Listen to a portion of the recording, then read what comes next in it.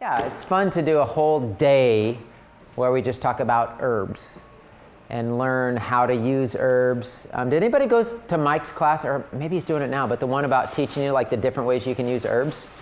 That's right now. Is that the one he's doing right now? Oh, see, everybody's probably out there. That's way more interesting than this class. No, I'm just kidding. But no, he is doing a class on like teas and tinctures and like all the different ways you can use herbs, and that's really exciting. I remember when I first got into herbs, I was living in Las Vegas, of all places, and yeah, I just started going to classes and learning, and I was just into it. I was so fascinated by it. But I went to classes where they'd actually teach you like hands-on. We should maybe do some of that kind of stuff, but teach you how to make a salve or how to make a poultice or how to make your own formula. And yeah, I just ate that up. That was a lot of fun. So this class is about understanding the safety of herbs and common misconceptions. So I think this is an important class. We get this question a lot. I feel like every class we do, or just people coming in the store all the time are like, well, are herbs safe, or can I take too much, and what about my medications? And people just have questions. I'm pregnant, I'm nursing, I'm whatever. So this is really important information people want to hear about. It certainly is going to be very, very, very surface level. And I just say that because, you can buy a book on herbal safety or contraindications related to herbs, or what's the word? The interactions that can happen between herbs and pharmaceutical drugs. Like there's whole books written on that subject. What I like to do is I like to try to simplify it. I feel like, our medical system it's confusing. They use really big words that most people don't understand.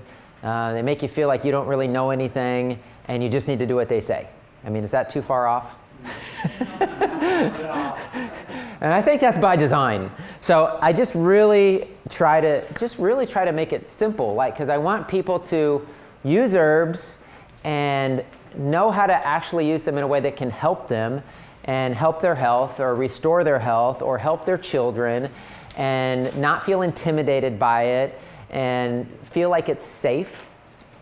But there are some things people need to learn, but we can simplify it. And I think we can make it more basic. So I think that's really my goal with this class, is just to make it simple and give you confidence that you can use herbs, and you don't have to be some brilliant master herbalist and take a 4-year course to use herbs. Anybody can do it. Again, God gave them to us. They were the original plants and medicine and things on this earth. And it was normal for people all throughout human history to use herbs. Just watch any old movie, and when something happened, they had herbal remedies. That was just normal. That's what people had. So I feel like the original medicine that God gave us is very misunderstood. And not only as we've lost the education and the wisdom, but it's actually looked down upon by our current medical system. And I personally think that, I don't want to know if fear would be the right word, but I just think a lot of doctors shy away from it because they're uneducated about it. They don't learn about it in school, and they can't recommend it because it's illegal for liability purposes. Which is so ironic to me, because drugs hurt people and kill people, and you can hand them out freely, and there's no liability on the doctor's part, but for liability purposes, he can't recommend herbs. It's in this really weird world we live in today. And they're trying to force stuff. I don't know how much you're up on the current news. I don't watch news. We don't have cable or anything like that, but I know they're really pushing for mandating vaccines, and there's actually a nationwide march for medical freedom and against forced vaccinations on August 31st. Just so you know. And what they're basically saying right now is the only line of defense between our innocent children and the medical establishment right now are the parents. Because the medical system isn't helping, the government's not helping, city and state level, it's questionable depending on who's in leadership. So yeah, we really are in a war. So we'll just start with, well, I asked it at the other classes, so I will at this one. What interested you about this class? Is there something you want to learn about this class? Why did you decide to maybe come to this class? Yes? I am trying to work to rid my body of excess mold. Oh. From mold toxicity. Okay. So being extra cautious about overstimulating my nervous system while also like boosting immune and endocrine, system in the body. So. Yeah. Were you at either of the other two classes? I was. Okay. Yeah, I was So you heard me talk about the digestive heat and some of those things? I got the steam too. I'm excited God. to try that. Hallelujah. Yeah. Okay, that's good. Awesome. Anybody else? No? I'm just here just because it's fun and you like hanging out with us. That's cool too. I really do have a lot of people come in our store and just say, I just like coming here. It's just fun to hang out. I mean, I'm serious, like dozens of people. And I'm like, that's the Lord. It's not me. It's the spiritual presence in this place. That's why we're different. It's Jesus in here. Okay. All right, so are herbs safe? God gave herbs to mankind to be used for nutrition, health, healing. And I put God is not flawed, and he always has our best interest in mind. So all of creation has our best interest in mind. Obviously, it's very tainted because of sin and all the repercussions of that, which are many.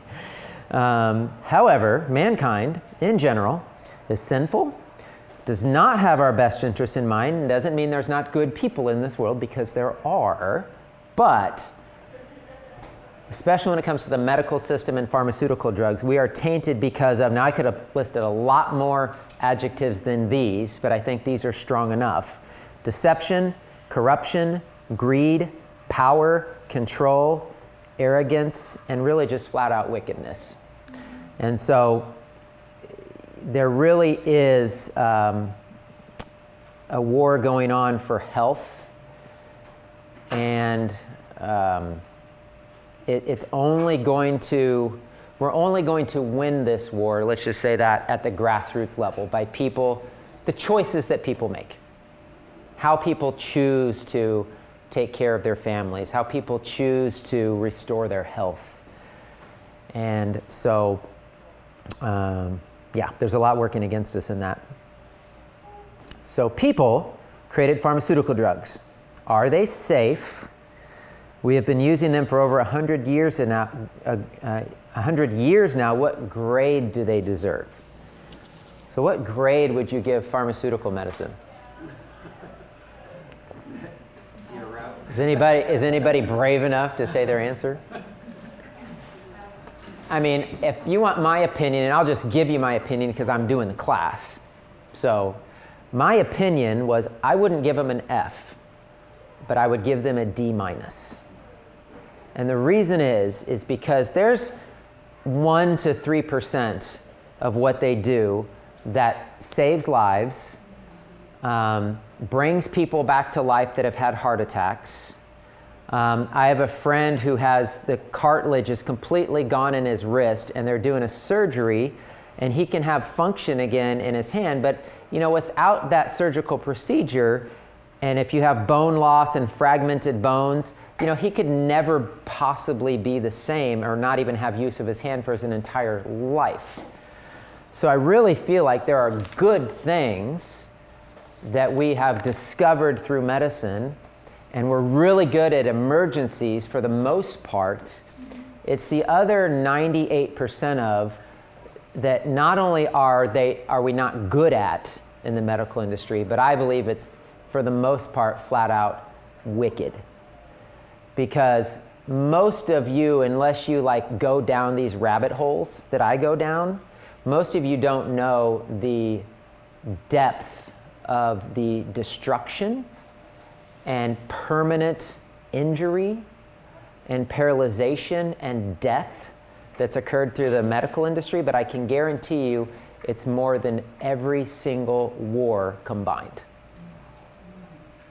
And it's happening to our children. And nobody is being held liable because it's wicked.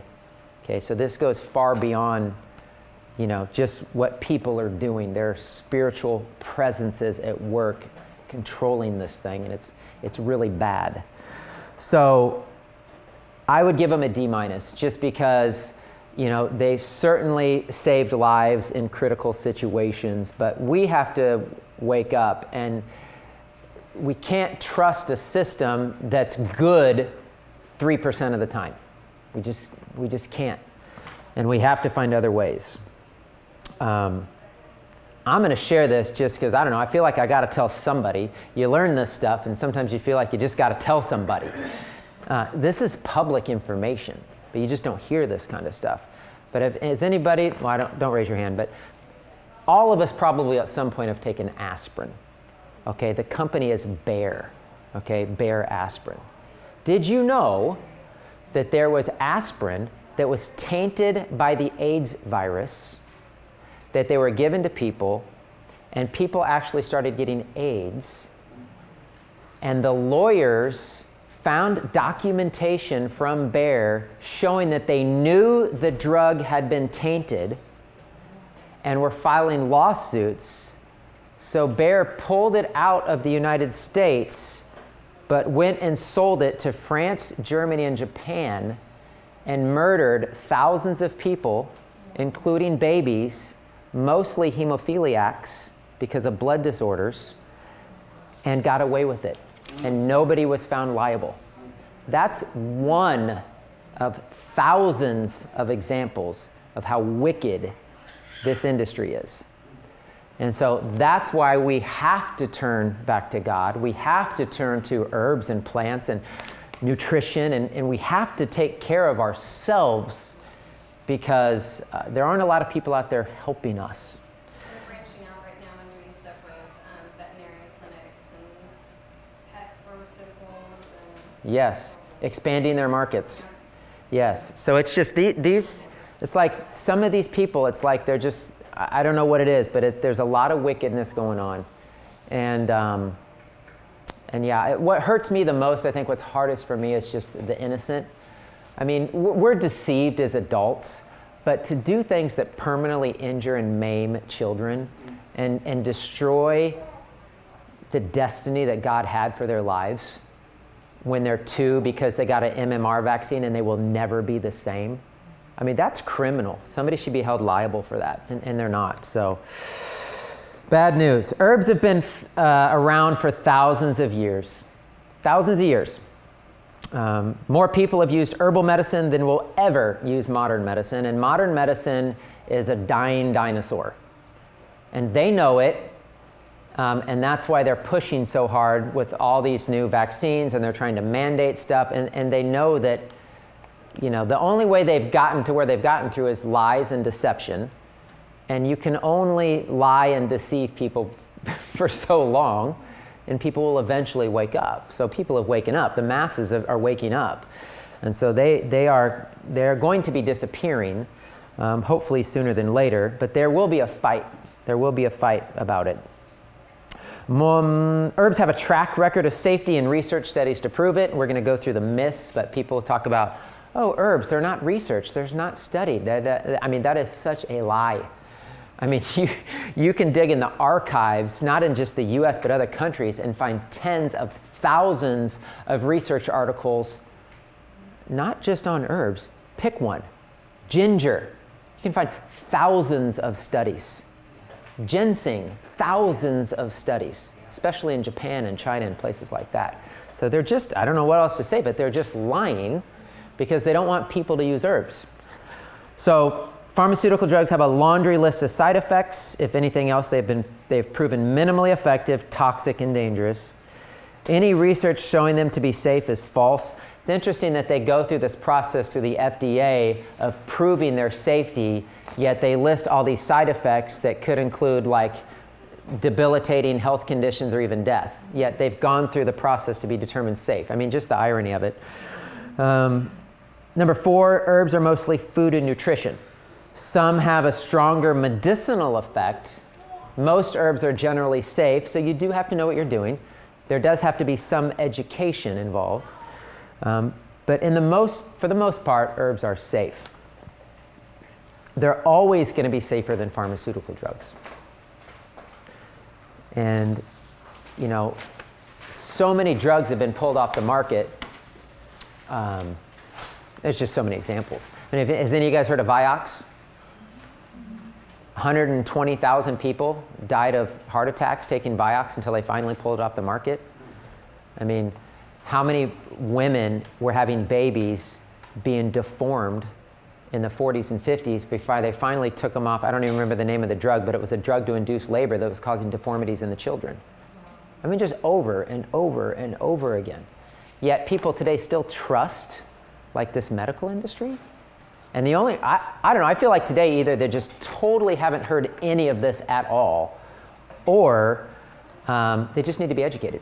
Because I think if people had alternatives, you know, they wouldn't run to the doctor so quickly. I mean, that's why we did all those classes last year on children's health, is because I want to see parents have tools to know how to take care of their children so they don't have to go to a doctor.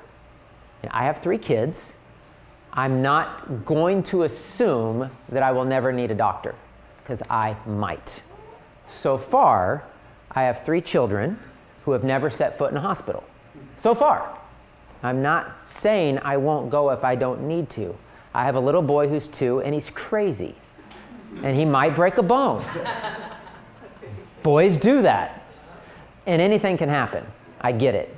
But I'm trying to keep them away from that place, because to me that's a dangerous place for the most part. All right. Who should be careful with herbal medicine? So state some of the obvious. If you're pregnant or nursing, there's precautions that should be taken with herbs. Children, just because they're littler, especially babies. And you actually can use most of all the same herbs with children that you do with adults. You just use lower dosages, or you just make sure you use safer herbs. It's pretty simple. The elderly, and it's not that elderly people can't take herbs, it's just that their bodies are in a weakened condition, and you can do too much to their body in a weakened state that can cause an effect that's not ideal. And so you want to use some caution with that. And then number 4, I don't know, I thought was kind of interesting. I put people who are extremely unhealthy, but they're actually the people who need it the most. And these are the people who they might take herbs, but they always seem to have a problem with the herbs. They have a reaction to it. That one doesn't work for me. Or I took that one and then it stopped working. Or I take that one and I have a reaction. It's like they need the herbs, but they really need probably like a plan or a program, or maybe they need to do a cleanse first, or like there's something else going on. But people who are really unhealthy, yeah, you got to go slow. You got to go slow with herbs. And then people taking pharmaceutical drugs just because there can be interactions, especially certain drugs like antidepressants. Be real careful with antidepressants. And some other medications like painkillers, and there's some things that are just so strong effect that they have on the body, you have to be cautious with the herbs. So, with which herbs should we exercise caution? Again, there's books written on the subject. So because I want people to use herbs, and I feel like there's sometimes in herbal medicine, I don't know, maybe I'm just different, maybe I'm just weird, I just think differently, I don't know. But I feel like kind of like there's this arrogance, I think I would say, that like, you know, you have to write a book, or you have to like know every interaction with every herb and every drug and you have to like know this information. To me, it's so overwhelming to people that it's like, how do we keep it simple so that people can use herbs and not have to worry about everything that they're taking? And I don't think you have to know everything or have to get a degree to be able to use herbs. I think the common people should be able to use herbs. So that's why I try to simplify it. To be safe, always takes herbs and pharmaceutical drugs a couple hours away from each other. Herbs have an effect on the body. If you took cayenne pepper and ginger with all your pharmaceutical drugs, it would make your pharmaceutical drugs work way too good. And you might not want that. Right? So if you took bentonite clay and charcoal when you were taking your pharmaceutical drugs, it grabs toxins and poisons, and all drugs are poisons, so it'd probably just bind onto it and it wouldn't do anything in your body. So, when people are going through chemotherapy, I always give them clay and charcoal and different things to bind those toxins that are going into their body. I've seen people choose to go through chemotherapy, and that's their choice. I mean, they talked about it, they prayed about it, they talked to their family about it, they want to do the chemo, but what can I take and what can I do while I'm going through chemotherapy or radiation? And I will tell you, herbs work. Lots of stories over and over again with people that I've given herbs and teas and different things, and you know what? They didn't get the severe nausea. They didn't lose their hair. I had one guy actually told me he felt guilty going to his appointments because everyone there looked so sick, like they were dying. They felt hopeless. They were losing their hair. And he felt okay. He was doing the same chemo treatments. But because he was taking herbs that were actually protecting his body while he was going through chemo, he was getting through it way better. Okay? So the stuff works. So always take them apart because of possible interactions. And 2 hours is a good safety window just to make sure there's no issues with that. So if people take a Synthroid thyroid medication, whatever, and they take it at night before bed, well, that's fine. Just make sure you take your herbs in the morning or the afternoon and don't take them at night. Just really simplify it. With pregnancy, because that's one of the biggest questions we get, it's safe to stick with a class of herbs that I call nutritive herbs. So you'd have to learn what that list is, and I don't have some sophisticated fancy list, and I don't think they even use the term nutritive herbs in the herb books. I think I kind of made it up maybe. But to me, it's herbs that are food, they're nutritious, it's like taking a multivitamin. Anybody can take it, any child, any elderly person, any pregnant woman, nursing woman, it doesn't matter. And that would be something like the things that are in our vitamin C powder, which is just a blend of berries. Camu berries, and amla berries, and acerola cherries. All your seaweeds like kelp and dulse and bladderwrack and Irish moss. All your greens, alfalfa grass, wheatgrass, barley grass juice. Anything that would be considered a food, because we use herbs today and we're buying them in stores like this, but back in the day when people actually grew their own food, these are things that they took and ate every day on their food. It was food. You know, if you were in China, you took ashwagandha and astragalus and you put it in your soup, and that was normal. So these are foods. So these nutritive herbs, I call them foods. So if you want an easy example of what those are, look in our superfood blend that we have out there, our superfood formula. It's basically just a list of what we'd call superfoods that anybody can take that are safe for anybody. That might be the route a pregnant woman wants to go. I want to maximize nutrition for my baby. Every woman who's pregnant is like, I got to take a prenatal. I mean, that has been ingrained in our brains that you got to take a prenatal, and that's fine. You know, I'm all about it. My wife took a prenatal for all 3 of her pregnancies. I'm not saying that's bad, but I'm saying you can take herbs, you can take superfood blends and adaptogens and different safe herbs that are going to nourish your body, give you vitamins, minerals, phytonutrients, balance your hormones, help with everything, and help your pregnancy be a better pregnancy. Now, you can do other things while you're pregnant.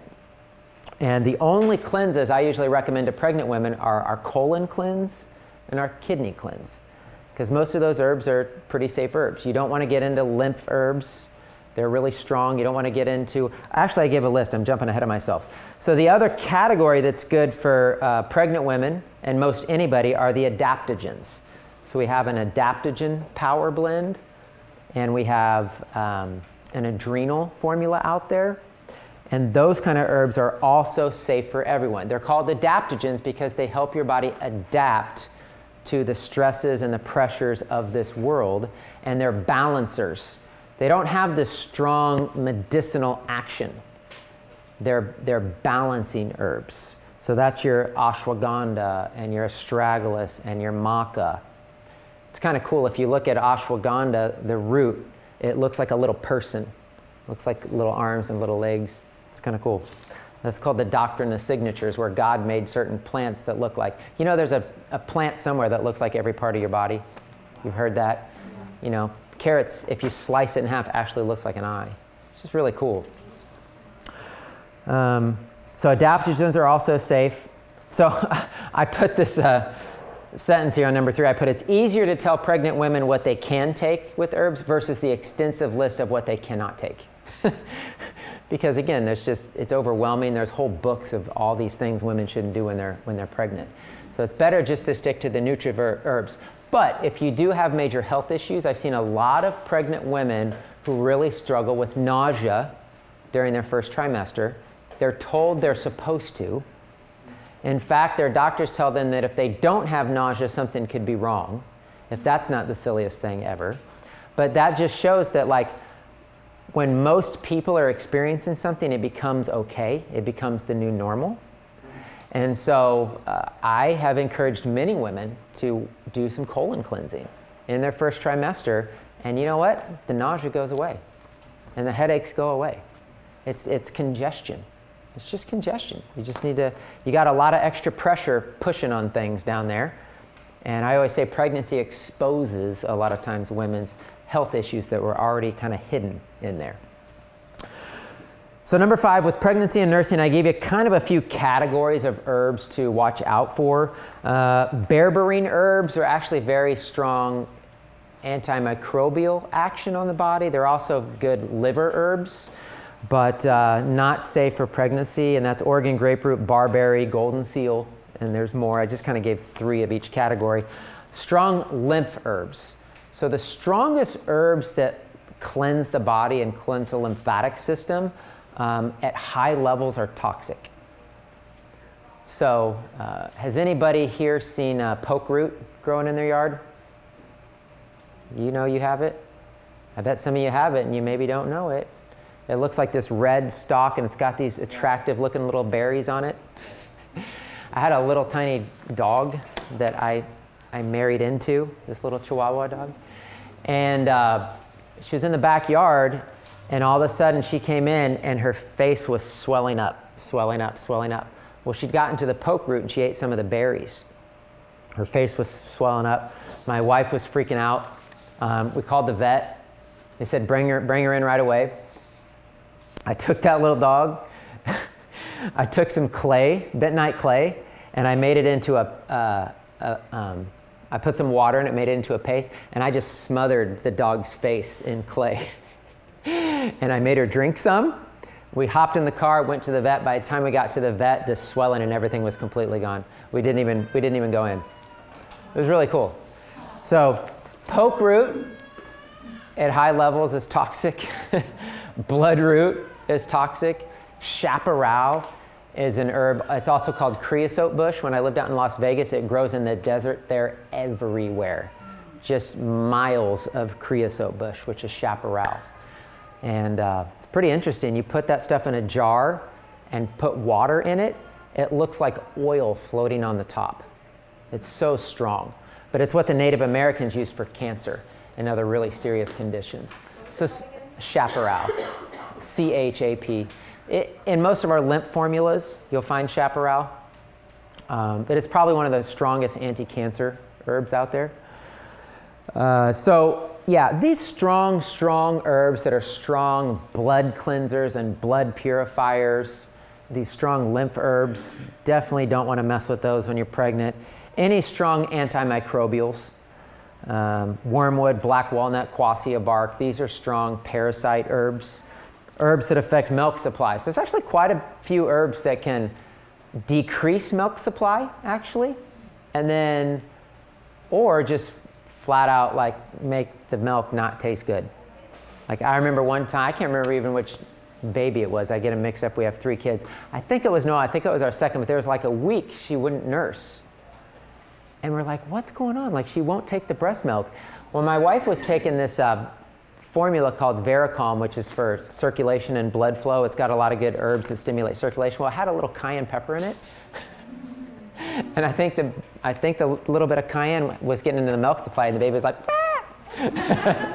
So, you know, herbs you take and things you do can get into your, to your milk supply. So, so you do have to exercise some caution with that. But sage, black walnut, and peppermint all can decrease milk supply.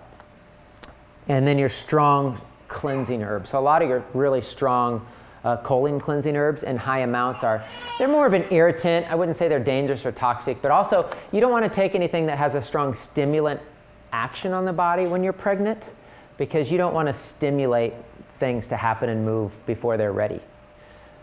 When you are pregnant and you're past due and you're not starting labor, what do you take? Castor oil.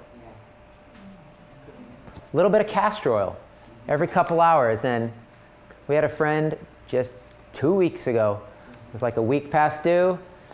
The midwife was like, start some castor oil. She said, do it 3 times max. She only had to do it once. A little bit of castor oil, boom, she was going into labor.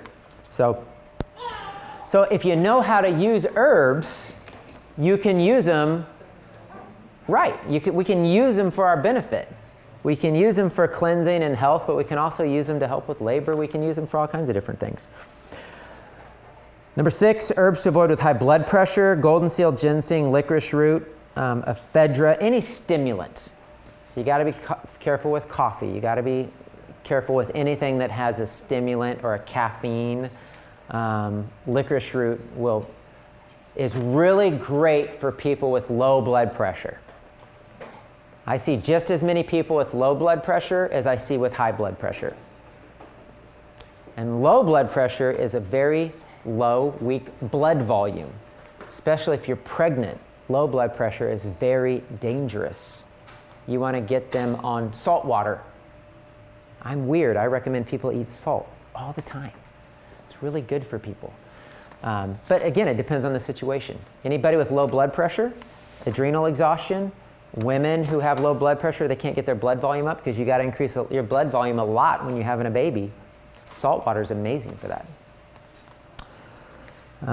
Herbs to avoid that have an intense action. So when I say an intense action, anybody know Ipecac?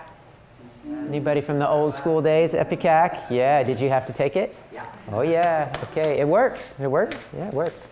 So lobelia is one of those. It's an emetic. So emetic is an herb that induces vomiting. So some of these herbs are really strong herbs. And then I listed a few others that are just toxic. And again, this list can be very extensive. And I do want people to exercise caution. I do want you to get educated. The reason we have all those formulas out there is because you can just quickly ask us, is this something I can take every day? Is this something I just do as part of a cleanse? When should I take this one? How much of this one? And we give general recommendations, but a lot of these things I'm talking about that are nutritive herbs, like for pregnant women, anybody can take these every day.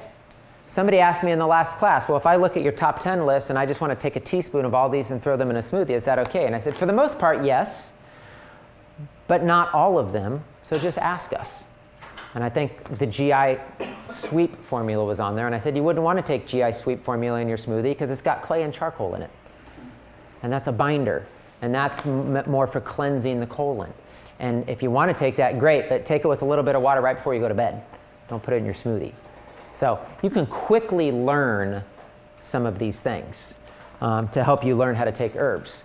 But if you stick to the superfood blends and the adaptogen formulas and the greens formulas and some of those things, I mean, you can take those all day, every day, treat them like food, throw them in smoothies, throw them in soups, throw them in juice, however you want to do it.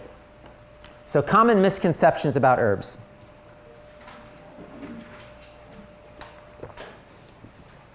Herbs are not safe. So I'll tell you now, all of these statements I made are false. This isn't a quiz. Common misconceptions about herbs. Herbs are not safe. So herbs are safe. The reason doctors don't recommend herbs is because they're not taught them in school. So they're not educated on it. So they don't want to recommend something they're not educated on. They are taught to believe that pharmaceutical drugs are the way to treat illness. So anything that's not a pharmaceutical drug, they say you should stop doing that because we don't understand it and we don't know what it does and we don't know if it's going to interact with what the drug I'm trying to give you. So that's why they do that. Yes? Actually taught that they are not safe. They're taught that herbs are not safe? I believe it. Yeah. So she just said they're actually taught that herbs are not safe. And again, the irony of hundreds of thousands of people being permanently injured and killed through pharmaceutical drugs, and they're okay with it. But oh my gosh, don't take that herb because it could like upset your tummy a little bit, you know, or whatever. It's just, it's pretty ridiculous. And again, it just shows that there's really an agenda going on out there. Or it wouldn't be this thick. It wouldn't be this deep. It's deep. They don't make money on it. That's for sure. Pharmaceuticals come in and they give them money for what they put on. Exactly. Unfortunately, I just feel like the doctors mostly are kind of innocent victims of the system. You spend $100,000, you got to pay back your $100,000 bill. The only way to do that is to be in their system and do what they told you to do. And like, you have to be a good little doctor, you know, and recommend only what we tell you to do. You just basically become a puppet. I mean, I'm sorry, I'm not trying to say that to be bad, because I'm sure people you know doctors and have doctors in your family, but I'm just telling you that's how the system's set up. People have to be in that system to pay off their bills. So it's all by design. What's ironic to me too, though, is that if you look at the doctors who have chosen to get out of the system, they do amazing. It doesn't mean their life's easy and all the other doctors don't like them and say bad things about them. You can deal with that. But you look at Dr. McCullough and some of these guys who have just got away from the mainstream medical system. They have done amazingly well. I don't know why more people don't do it. I feel like there's a lot of fear. I really feel like there's a lot of fear tied to it. Herbs are not proven, researched, studies, or scientific. Way more researched, studied, and scientific than pharmaceutical drugs ever will be. So when you hear a friend or a family member or a doctor say, oh, that's not proven, that's not researched, there's no study, it's completely untrue. Again, this is just one of our brainwashed ways of thinking. There are tens of thousands of studies out there. It's just, you don't hear about it. It's often la iCloud land. And so you don't think it exists, and your doctor in school was told that these things don't exist, and so you believe it. But it's not true. There's tons of studies and research. Even if there's not studies and research on herbs, they're safe. They're way safer than pharmaceutical drugs. So what are we scared of? So herbs are proven. And people don't like anecdotal evidence. I can tell, this is just the way some people think. It's just, I can give people slippery elm and marshmallow root tea, and over a couple of months they heal their ulcer, and that could happen 50 times. And that's anecdotal evidence. That's real evidence that people have. But if I say that to a doctor, he's going to say, well, that's not proven. That's not research. That a study hasn't been done. And we don't need to get into it, but those studies are all skewed. Doctors get paid to lie and to skew the results. It's all to sell drugs. It's just a whole messed up thing. So herbs must be taken weeks or months before they will work. And man, I tell people all the time that if you make some changes, not perfect, but if you make some dietary changes and try some herbs for a specific issue, if you're not considerably different within a month, we're doing something wrong. We're missing something. And it's because of my faith that I have in God and His design of the human body, that I know that if we do the right things, God will always respond with healing, right? So herbs don't take forever to work. Now, if you have ever looked at the history of the medical industry, it would scare you all to death. It scares me. But if you look at who's involved as far as the Rockefellers and some other people and the way they set up this system to make money and fund all the schools and just spread all the lies and the propaganda. But they said that when we create these drugs, this is his exact words. He said they have to hit, and they have to hit hard. That was what they wanted to happen with pharmaceutical drugs. And they do that. They hit and hit hard. But that's why people use them. They want that immediate result, that dramatic, immediate effect. I mean, you got high blood pressure, you go to a doctor, he gives you a fancy little pill and you don't have high blood pressure anymore. Hallelujah, thank you, Jesus. No, you just got deceived. But we think it's good because they hit hard. So the way herbal medicine works, some herbs can hit pretty hard, but the way herbal medicine works, it's to balance, heal, restore your body over time. That's why these Chinese tonic herbs and these adaptogen herbs just work great, just taking them regularly over time. They communicate with your body. They heal and restore your body over time. And so herbs work quickly. I've seen a lot of people with all kinds of digestive issues and blood pressure issues and irregular heart rhythms. I see that a lot with people. And you get them on a couple things and boop, 3 days, people are better. It's amazing sometimes. Yeah, Emily. What herbs would you recommend for like, heart palpitations? Salt. Heart palpitations is usually more minerals. Okay. Yeah, and a lot of it is adrenaline. So it's tied to the stress response, which is adrenaline.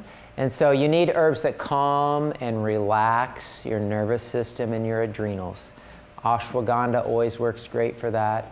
Any of your calming, relaxing herbs. We have a relaxation tea out there. CBD is going to work for that. But yeah, it's just calming the body is really key with that. Yes? I was admitted to the hospital through the ER 3 times in less than a year for AFib, and he told me about the Soleil. And I don't always do that now, but I did increase the Himalayan pink sea salt. It's been over a year, and I haven't. Really? Hallelujah. Well, I better just share that because that was a cool story. So she had an AFib, irregular heartbeats for over a year. I have been in the hospital 3 times in less than a year. Oh, okay. You told me about the Soleil, and I started taking it. Now it's been over a year, and I haven't had. Gotcha. So she was going to the hospital for AFib issues and started on the Soul method is Himalayan salt. In Soleil, I honestly don't know, it's Sol or Soleil, but it's Himalayan salt. You put it in water, you let it sit for 24 hours. It basically becomes saturated salt water. And then you just drink, no, I'm just kidding. So you take like a teaspoon out of that. I was joking. You take a teaspoon of that and put it in water and drink it. So you're basically drinking salty water. But oh my gosh, for low blood pressure, for irregular heart issues, for stress and adrenal issues, salt's amazing. And not everybody needs salt, but like in that situation, and like you were asking about the irregular heart rhythm, minerals is probably the main thing I've seen help with the irregular heart rhythms. Yes? I wasn't sure when you threw this in, but since you mentioned minerals, I've been waiting for you to talk about that today. So we take a mineral product from a mine in Utah, Yeah. out of Tulsa, Oklahoma. The owner of the company lives here in town, and Shawnee is a super great guy. 85 years old, looks like he's 50. Nice.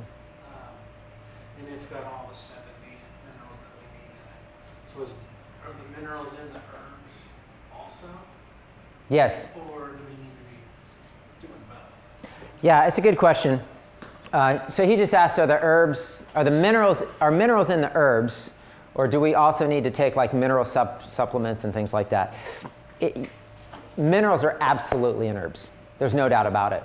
I mean, our bone and connective tissue, the formula, the reason it works is that they're the herbs that are the highest sources of calcium, silica, and so they work to strengthen connective tissue because of the minerals in it. But if you want high dosages because of a specific issue of minerals, especially electrolyte minerals, which a lot of us are very deficient in, especially magnesium. It's probably better to take a mineral supplement, like electrolyte mineral, those packets you can add to water. I love the ocean minerals that you can just add to water and drink. So those are more concentrated, and a lot of times I use minerals to get people electrolytes because they're very deficient in them and for basic muscle and nerve function. But if you just want minerals for overall health and connective tissues and longevity, you're going to get them in the herbs. But if you need them because of an irregular heart rhythm or low blood pressure or different situations, I think you're probably better off actually taking some minerals, at least short term. Does that help? Does that make sense? Okay. So an herb will work only for one particular ailment, or it can only be for men, only be for women. So this is cool because the things God created have the intelligence to them. And so guess what? The plant knows if you're a man or a woman. Did you know that? If you take synthetic drugs, if you take man-made drugs, if you take these synthetic hormones, like synthetic testosterone and estrogen, you can mess people up. You can make a man think he's a woman and a woman think he's a man. But with the natural thing God made, that will never happen. Okay, take Tongkat Ali, for example. It's known to increase testosterone in men, the number one herb to increase testosterone in men. But you know what? Women take it too. Is it going to increase testosterone in women? No. Not unless they need it. Because the herb has intelligence. It knows if you're a man or a woman. So the way that herb's going to work in a man, it's going to work differently in a woman. I think that's cool. That's God. So saw palmetto is another one. It's well known for men's prostate, but you will see that in a lot of female hormone balancing formulas. It's the saw palmetto. There's a formula I have called Restore that's a women's hormone balancing formula that when I met my wife, that when we met, she hadn't had a menstrual cycle in 2 years. As soon as she started taking Restore, she got her cycle back. Every month like normal. So herbs are not, and then I gave a couple of examples. Deer antler is another one. So a lot of people would think only men would take deer antler because it does help with strength and stamina, endurance and energy. Oh my gosh, I always remember this story. What was that gal's name? I think her name was Mary. She was so cute. She was like, she started taking deer antler. I actually gave it to my wife too for her back injury, and it's really good for, it has a lot of minerals in it, but it's really good for like connective tissue and nervous system issues, the deer antler is. But I was giving her the deer antler for, I honestly don't even remember what I was giving it to her for, but she was so funny. It was like 3 months later, and she's like, Vaughn, that deer antler, she's like, my hair is like so thick, it's like growing in better, and my nails, they've like never looked so good. And like, I mean, she was going on and on and that's not even what I gave it to her for. But like, that's what I love to say about herbs is, like, drugs have side effects because they're toxic. Herbs all have side benefits. You take them for a specific purpose, but because they're made by God and they're designed for you, they're going to make other things start working better and healing you, things you didn't even know about. That's why we should just take lots of herbs, because all it can do is help you. Yes? On the deer antler, is that ground up antler? No, you just eat the deer antler. So, No, I'm just kidding. I'm an outdoors man. Yeah. Deer hunted my whole life. Tradition up in Iowa where we're from. Oh, yeah. After harvest, that's what we do. So we've always known that's the fastest growing tissue any male. Yes. I've always heard that. Yes, True. it is. Because it grows super fast over 3-4 months, then hardens and solidifies Yep. the bones so they can fight. So when people take it, it regenerates tissue. It regenerates new nerves. It heals the nervous system. It's actually used for like failure to thrive in kids. It can help with that. It has growth hormone in it, natural growth hormones in it. Yeah, it's amazing stuff. Okay, it's 2 o'clock. Darn it. Let's see. Herbs are not as good or effective as prescription medications. Nope, they work better and they're not toxic. All herbs are created equal. Quality doesn't matter. We're big on quality. Anybody who works with herbs should be. Every herb we have in here is organic or wildcrafted. What's better, organic or wildcrafted? Wait, somebody said something different. I thought somebody said biodynamic farming. That actually is better. But wildcrafted means it's harvested in its natural environment. So that's actually ideal. It's better than organic. Organic just means it's not sprayed with chemicals. But it doesn't mean it's the perfect growing environment. It doesn't mean they check and test the soil. Biodynamic farming, they actually do that. It's better than organic. There's a lot of farms popping up now that are biodynamic farming farms. There are no side effects from using herbs. That's not true either. My last class I talked about cleansing and how you can take herbs and it will stimulate cleansing and healing and removing toxins out of your body. So if you get cold flu symptoms or start to get some mucus out or start to get a little rash because you started taking herbs, you're not necessarily having some bad thing happen to you. You're not having an allergy. You're probably having a healing response. Doctors don't use herbs. Oh my gosh, I have doctors that love herbs. You know who really loves herbs because they love helping people? You guys know this. Chiropractors? Who else? It's not what I'm thinking of. Nurses. Nurses love to help people. I've had nurses come into my class for years. I have nurses that are just totally embracing natural healing, and when they can get away with it, they tell their patients, like, you should go take some herbs, because they can actually get fired for telling people to go take herbs. Again, that's the control and the fear of this medical industry that you can't even recommend somebody do something else outside of their potions and drugs. So nurses are awesome just because they love helping people. Some doctors, but for the most part, doctors, they don't want to hear it. If I could only tell you how many stories of people having XYZ condition, showed up in their blood work, went back to the doctor, and it's all gone. And the doctor's like, oh, okay, I don't know what you did, but it's better. Not, oh my gosh, what'd you do? Tell me.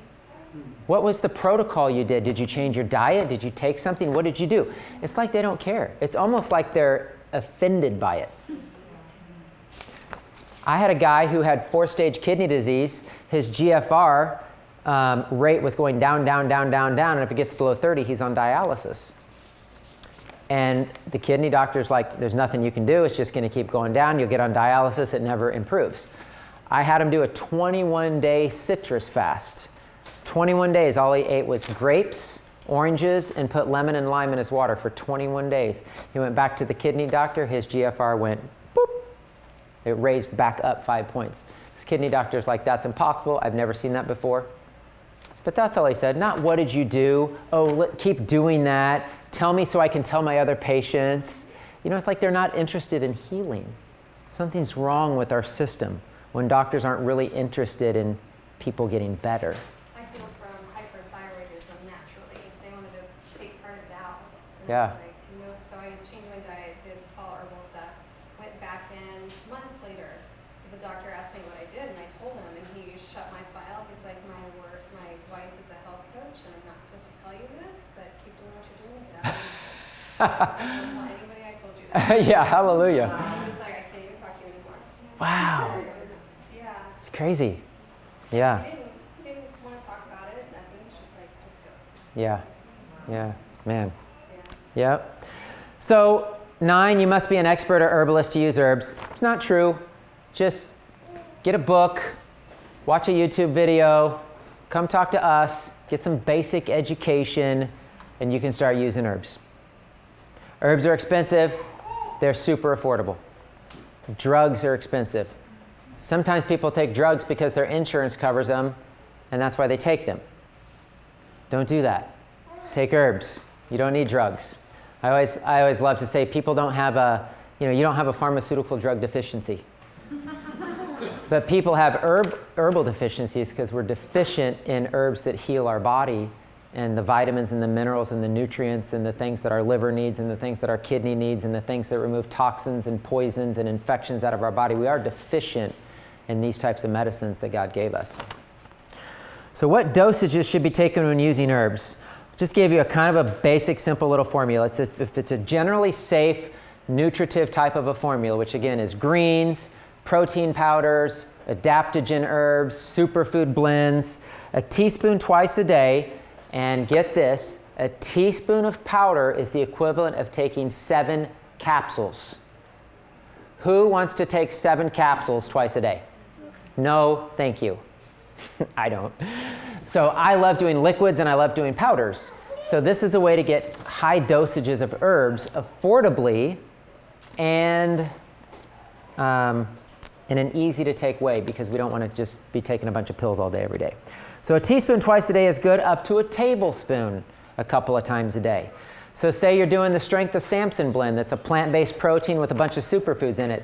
You could easily put a tablespoon of that in a smoothie twice a day, or put a couple tablespoons in it because it's for the whole family, or a vitamin C powder or anything like that. You can do heavy, larger amounts of these types of herbs. For other formulas that have a more specific purpose, maybe they're a liver formula or a kidney formula or a stomach and bowel type of a formula, I generally recommend a half a teaspoon twice a day. Again, that's still like taking 3+ capsules twice a day. So it's still a good, decent amount. But thyroid formulas, adrenal formulas, bowel formulas, they're more to take a lesser dose over a longer period of time. You're not taking them like for nutrition like a multivitamin, although they do have nutrition in them. All herbs, all plants are going to have nutrition in them. But you're maybe more taking them for a medicinal effect, to cleanse or to heal an organ, or to have a specific action on the body. So take lower amounts of those. And I gave amounts for teas too. 3 to 4 cups of tea today if you're doing something more medicinal, or I'm sorry, something more nutritive, or 1 to 2 cups a day if it's something stronger. So that's really it. Does anybody have any questions? Yes? My son has cardiomyopathy. His heart is weak. Okay. What would you, and he won't take any medicine, so what would you suggest? I don't know. I'd probably have to look at his, anybody who's dealing with a condition like that that's a little more serious, I'd probably want to look at his history. But I would probably recommend herbs that strengthen and strengthen and build the body. You know, he didn't necessarily need to cleanse so much, but strengthen and build. So minerals would do that. Hawthorn and a lot of these herbs, and hawthorn's just a berry, but these types of things that are really good known action on the heart and the cardiovascular system. So if you look at any good cardiovascular formula, the first ingredient is usually going to be hawthorn. Strengthens the heart. So just starting those kind of herbs and just doing them consistently, making a day, like every day you drink water and you go to the bathroom, and there's certain things you do every day.